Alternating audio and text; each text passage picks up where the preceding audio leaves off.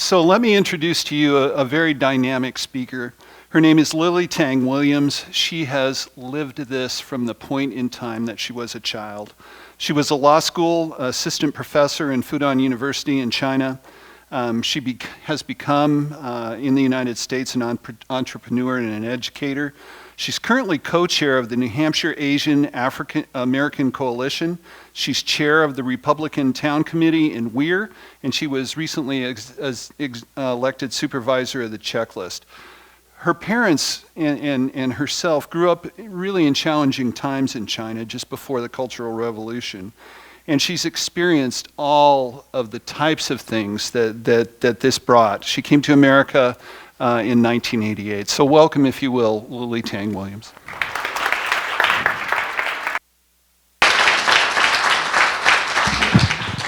Can I take this down? I'm too short. I would refuse to stand behind there. All you say is my head. So I'm only 5'1". So my name is Lily Tang Williams. I was born and grew up in Chengdu, which is capital city of Sichuan province of PRC. And so 2 years after I was born, then Mao started the great proletarian cultural revolution. Of course, I did not know anything. I was born into that kind of situation, but my parents, luckily, were so-called red classes. Workers rule, proletarians rule under communism, right? We were the oppressed classes. But what kind of life did we have? You live in a community housing where a family share one bathroom, and then you have one water faucet. And when you go to schools, it's all government-dominated schools, you chant. And you would think, if I'm a red child, why should I write diaries to confess? And to still say, I'm sorry, my mom, I thought about something not politically correct. And they encourage you to write diaries. Doesn't matter if you're a black class child or red class child. So it doesn't matter if you're oppressor class or if you're oppressed class. And you're supposed to turn on each other and apologize and confess and to spy for the state. We were so brainwashed as a child in school from 7 years old all the way until Mao died, I was 12. Basically, we become little state agents, spies. And they want you to hate. They want you only to be loyal to your leader and to the regime. They put their hate into your head. Rightists, capitalists, landowners, intellectual dissidents, they all are enemy of the people. And we supposed to be the people, but we were starving anyway. But we supposed to hate them because they put their hate into our head. I was so brainwashed, I could say, my mom smiling at me from the cloud. Good child, doing the right thing. Then you cook Chinese food with some, big wok under the fire, wok down there has big fire, and they start smiling at me and keep praising to me. He basically used cultural revolution to purge his political enemies. He became like a god. And we were a whole bunch of so-called red guards, young pioneers, useful idiots, Lenin called, worship him like a god. 20 million people died during 10 years cultural revolution. Red guards, my uncle, aunt's generation, listen to him, worship him, top-down statues, burning statues, destroy cultural relics, and throw rocks at the black classes. And hold a face like this. Say what we want you to say. Does that sound familiar to you? Does that even look familiar to you? Last Saturday, Labor's Day, for International Workers' Day, Austin, Texas. I was terrified to see Austin, Texas, Antifa march down to Austin, Texas, Capitol, downtown. What were they holding? Mao, Karl Marx, Lenin, Stalin's big posters, and the communist flag, and black mask. I even don't see their faces, look young. And I show a picture of us back then during the Cultural Revolution, marching in the street. We were holding same signs, communist leaders' signs. And also some other similarities. Struggle sessions, like dancing, okay? If the things get worse, all white people have to go to struggle sessions with your children to say, to apologize for who you are. You were born white, your skin is white, and you got to apologize for your ancestors' sins. Who knows if your ancestors owned slaves or not, but you got to apologize. Just like the Chinese, who were capitalists, landowners, writers, intellectual dissidents, you got to apologize because your grandparents owned piece of land, exploited workers, and you're supposed to come out, apologize, or if you don't do it right away, we're going to throw rocks at you, send you to re-education camps. Some people committed suicide. They could not handle it. Hostile environment daily. And some of them get tortured to death. Some Red Guards, 15, 16 years old, were turned on their family members and saw their own mother get tortured to death in front of their eyes because they thought they were doing the right thing for Chairman Mao. They live with their guilt all their life. My own grandmother went through struggle sessions because her dead husband, my real grandfather, was an outlaw leader in Sichuan mountains. And he already married a red class worker. But she had to be criticized, apologized for her dead husband, who was supposed to be black class. She said, thank God I'm married to a red class. So I was okay after 1 year's, struggle sessions. And they were poking her from the back and threw rocks at her. So my child memory, 10 years Cultural Revolution. Then when Mao died, I start to question. Hey, finally I had some brain left. I start to question why I'm saying long live Chairman Mao, 10,000 years, another 10,000 years. Then boom, he died. Was he human or God? He's supposed to be immortal, right? It's like 1 million years life. So I start questioning who lied to us. So university reinstated. Remember, Mao shut down schools so the students can do struggles full time, riots full time, looting full time. Sounds familiar? And then police were told, stand down. Military told to stand down, purge, show your loyalty, have a loyalty test. All sounds too familiar. Awful memory just came back to me.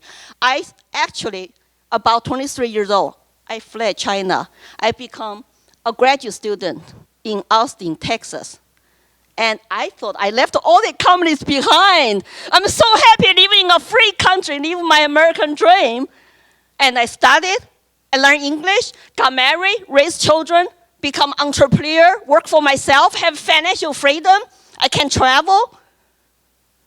And now, I have been warning, when I woke up in this country, 20 years later, I woke up in this country. I was fighting against Chinese government, CCP, but I did not know what I was fighting for. I just want them to leave me alone, but they won't leave me alone. So I came to this country, I was just doing my own thing, not wake up.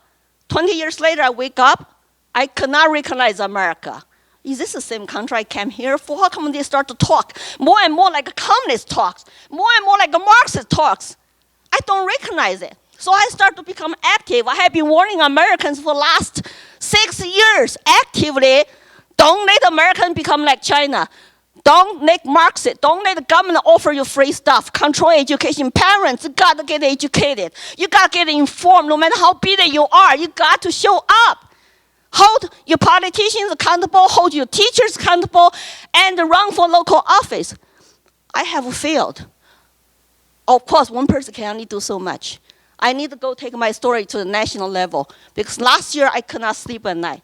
I saw how our country was shut down, how schools were closed, how churches would tell you to stand down, cannot congregate, and you must wear mask, you must do this, you must do that, small business all out of work. How could Americans just conform? I just could not make sense of it. It's like, oh my goodness, this is Cultural Revolution where you got shut down, and you have to social distance and doing all the magical words. There were people looting in the street, burning statues, and want equity. Marxist term is equity, not equality. It's equity, which is the equal outcome. That means use that term alone. It's about take from people who have wealth to give to people who don't have wealth, and divide and conquer you all by saying, hey, we have 5 black classes, 5 red. You do too. If you're white, male, Christian, conservative, regular, conventional, husband, wife, you are black classes. To me, it's so simple.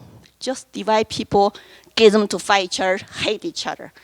So I feel it's so important now, you know, the similarities between Mao's Cultural Revolution versus our American Cultural Revolution right now. I am warning people. I wrote my opinion piece, if you have not read it, called The Chinese Immigrant Warning on Critical Race Theory. I hear red cards are saying, I see shadow of that cultural revolution happening here. People got to wake up, include Democrats, liberals, teachers. I know some are afraid losing jobs, some are afraid to get canceled, and some are afraid all kinds of stuff. But it doesn't matter. If you don't speak up now, they will come after all of us. Trust me, you are not 1% of the political ruling class. You are not Chairman Mao or his cronies who want to be emperors. We all have to bond together to win our teachers, Democrats. We cannot demonize Democrats because they're not informed. They're only radical left are very loud, assertive. Lots of moderate Democrats are afraid to, like us, to speak up. We need to win them over. We need to bond together. We all are Americans. Our race, our gender, our skin do not matter. We are human beings. We need dignity and respect, and we have to dismantle that. So for all you white people out there, you don't need to apologize for who you are. You don't need to apologize for your race, for your color, and for your religion, for anything. I feel extremely welcome here. Those people out there, they don't know what a real oppression is. I don't feel oppressed at all. I feel frustrated, sad, and angry. How could I lose another country to communists? I don't want to relive China. I'm going to fight here. Like Dan said, no place to run there. I have no place to go home. America is home. New Hampshire is home. We got to fight together. Thank you. Thank you.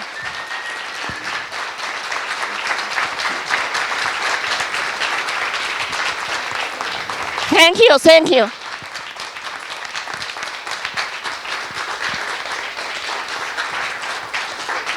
Questions? Very well stated. When do you run for governor? Any questions at all for Lily? Well, I used to think running office might be the only way to get my messages out. Now I discovered there's many ways. By speaking to you, by having my YouTube, by having my Facebook, by getting all the interviews cross-country, I'm getting my voices out. If you could get me to the main TV, national TV someday, I will be there. If I can go to talk to state senators, include Democrats, understand critical race theory, I will be there.